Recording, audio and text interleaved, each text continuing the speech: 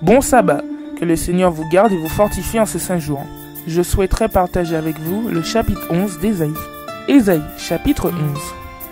Puis un rameau sortira du tronc d'Ésaïe, et un rejeton naîtra de ses racines.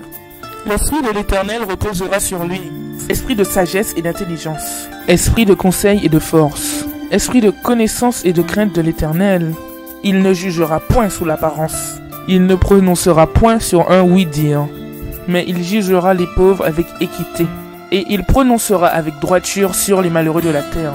Il frappera la terre de sa parole comme une verge, et du souffle de ses lèvres il fera mourir le méchant.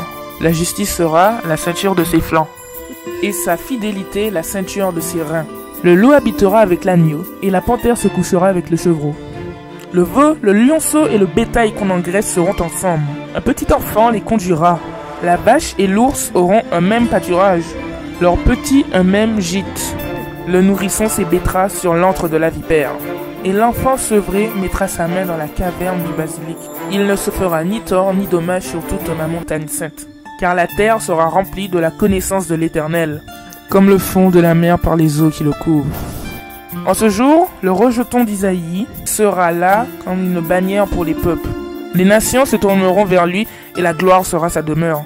Dans ce même temps-là, le Seigneur étendra une seconde fois sa main pour racheter le reste de son peuple, dispersé en Assyrie et en Égypte, à Patmos et en Éthiopie, à Élam, à Shinéar et à Hamath et dans les îles de la mer. Il élèvera une bannière pour les nations.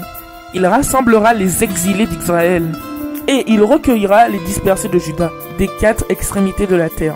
La jalousie d'Éphraïm disparaîtra, et ses ennemis en Juda seront anéantis. Éphraïm ne sera plus jaloux de Juda, et Juda ne sera plus hostile à Éphraïm. Ils voleront sur l'épaule des Philistins à l'Occident. Ils pilleront ensemble les fils de l'Orient, et d'immémorables seront la proie dans leurs mains. Et les fils d'Amon leur seront assujettis. L'Éternel desséchera la langue de la mer d'Égypte, et il lèvera la main sur le fleuve en soufflant avec violence. Il le partagera en 7 canaux et on le traversera avec des souliers.